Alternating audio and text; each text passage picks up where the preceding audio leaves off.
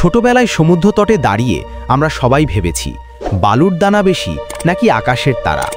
এই প্রশ্নটি বিজ্ঞানীদেরও দীর্ঘদিন ভাবিয়েছে। হাওয়াই বিশ্ববিদ্যালয়ের গবেষকরা এর উত্তর খুঁজলেন।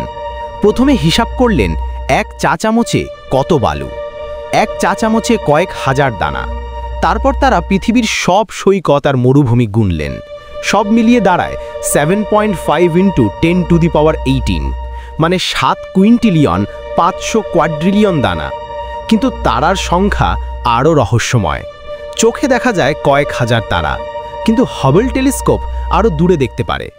এবার হিসাব করা হলো সব তারা, কুয়াশার আর ছায়াপথ। হিসাব বলছে 70,000 মিলিয়ন মিলিয়ন মিলিয়ন তারা।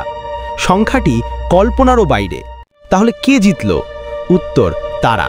কিন্তু পৃথিবীর বালুর দানার সংখ্যাও কম নয়। প্রতিটি বালুর দানা এক একটি ছোট্ট পৃথিবীর মতো, যেভাবে একটি তারা পুরো গ্যালাক্সির অংশ। আমরা এক ক্ষুদ্র পৃথিবীতে দাঁড়িয়ে মহাবিশ্বকে মাপি। বালুর দানা হাতে নিয়েই তারা গুনতে শিখি। এই তুলনা আমাদের কল্পনাকে প্রসারিত করে। তারাদের সংখ্যা জানলেও মহাবিশ্বের রহস্য শেষ হয় না, কারণ দেখা যায় শুধু পর্যবেক্ষণযোগ্য মহাবিশ্ব, কিন্তু তার বাইরেও অসীম বিস্তার। যেমন বালুর দানার সীমা মাপা কঠিন। প্রকৃতি সবসময় আমাদের চমক দেয়। এক চামচ বালু সমান হাজার দানা, এক আকাশ সমান অসংখ্য তারা। বিজ্ঞান শুধু সংখ্যা নয়, দৃষ্টিভঙ্গিও শেখায়।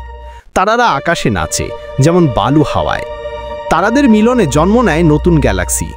বালুর দানাও ভিন্ন রং ও আকারের।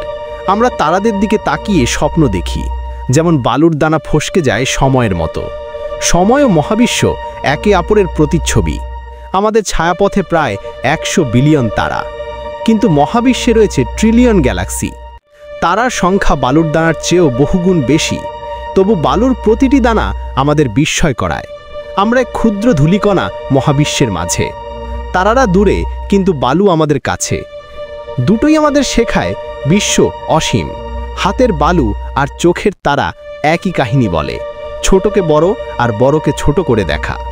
শেষ উত্তর কি? দুটোই অসীমের প্রতীক।